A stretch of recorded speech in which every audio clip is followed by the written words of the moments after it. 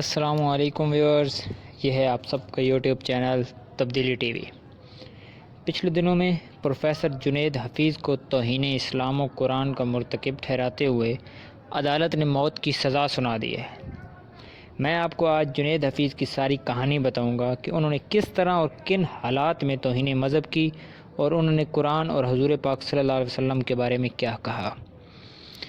جنید حفیظ راجن پور پنجاب میں پیدا ہوا اور اپنی تعلیمی قابلیت کی وجہ سے ملک کے مشہور king Edward medical college Lahore میں داخلہ حاصل کیا، لیکن بعد میں ان کی میڈیکل میں دلچسپی ختم ہونے کی وجہ سے انہوں نے میڈیکل کی فیلڈ کو چھوڑ کر بہاؤالدین زکریا یونیورسٹی ملتان میں انگلش لٹریچر پڑھنا شروع کیا اور پھر اعلیٰ تعلیم کے لیے امریکہ چلے گئے اور وہاں جیکسن اسٹیٹ یونیورسٹی میں انہوں نے امریکن لٹریچر، فوٹوگرافی اور تھیٹر میں ماسٹر کیا۔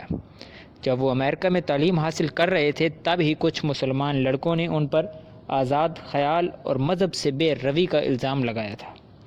2011 میں جب جنید واپس آئے تو انہوں نے بہاؤالدین زکریا یونیورسٹی ملتان میں ہی لیکچرار کے طور پر جاب حاصل کر لی، لیکن ان کی آزاد خیالی اور مذہب سے بے روی یہاں بھی نہیں گئی اور انہوں نے اپنے فیس بک اکاؤنٹ سے اور اپنی کلاس میں کچھ ایسے الفاظ کہے کہ اسے 13 مارچ 2013 کو ملتان میں گرفتار کر لیا گیا۔ ان پر اس وقت الزام یہ تھا کہ وہ اپنے فیس بک اکاؤنٹ سے امہات المومنین کے بارے میں نازیبا گفتگو کرتے ہیں۔ پولیس نے 1200 صفحات پر مشتمل مواد جمع کیا جو کہ جنید نے اپنے کمپیوٹر میں اسلام مخالف رکھا ہوا تھا۔ جنید فیس بک پر مختلف پوسٹ میں حضور پاک صلی اللہ علیہ وآلہ وسلم کے بارے میں توہین آمیز تبصرے کرتا تھا۔ جنید نے قرآن پاک جو کہ اللہ کا کلام ہے اس کو میسوپوٹیمیا کی لوک کہانیوں سے ماخوذ کیا۔ جنید حفیظ کا کیس شروع ہوا تو ان کا کیس کوئی وکیل نہیں لے رہا تھا، لیکن آخر کار ایک وکیل راشد رحمان نے ان کا کیس لیا، لیکن کچھ عرصہ بعد اس وکیل کو بھی قتل کر دیا گیا۔ کیس کا فیصلہ سنانے تک 8 جج تبدیل ہو چکے ہیں۔ نومبر 2019 میں حفیظ کے والدین نے چیف جسٹس آصف سعید کھوسہ کو خط لکھا کہ ان کے بیٹے کو جھوٹے مقدمے میں پھنسایا جا رہا ہے۔ جنید حفیظ کو 2014 سے تنہا جیل میں رکھا گیا ہے کیونکہ دوسرے قیدی ان پر بارہا حملے کی کوشش کر چکے تھے۔ جنید حفیظ نے عدالت میں یہ موقف اختیار کیا ہے کہ اس نے کوئی توہین آمیز تبصرہ نہیں کیا۔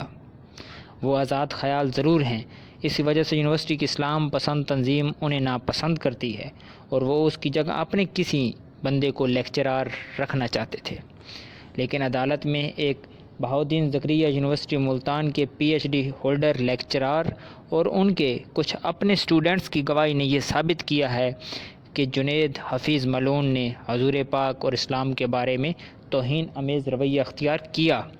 دسمبر 2019 کو ملتان سینٹرل جیل کی ایک عدالت نے جنید حفیظ کو سزائے موت سنا دی، لیکن اب ہیومن رائٹس اور بہت سی بیرونی تنظیمیں حکومت پر ان کی آزادی کے لیے دباؤ ڈال رہی ہیں اور اس گستاخی کو آزادی رائے کا نام دے رہی ہیں۔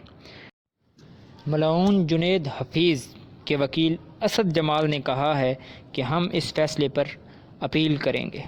ہماری حکومت اور اعلیٰ عدالت سپریم کورٹ سے یہی اپیل ہے کہ اس کیس کا جلد از جلد فیصلہ کرے۔ اگر یہ مجرم ہے تو اسے پھانسی پر لٹکایا جائے تاکہ اور کسی کو ہمارے مذہب اسلام کے بارے میں گستاخی کرنے کی ہمت نہ ہو۔ ہم مسلمان ہیں، ہمیں ہمارا مذہب اسلام تمام مذاہب کی عزت و احترام کا کہتا ہے، تو پھر ہمارے ساتھ یہ سلوک کیوں کیا جاتا ہے کہ کوئی اور ہمارے مذہب کے بارے میں ایسے توہین آمیز رویہ اختیار کرے؟ یہ ایک سوال ہر مسلمان کا ہے۔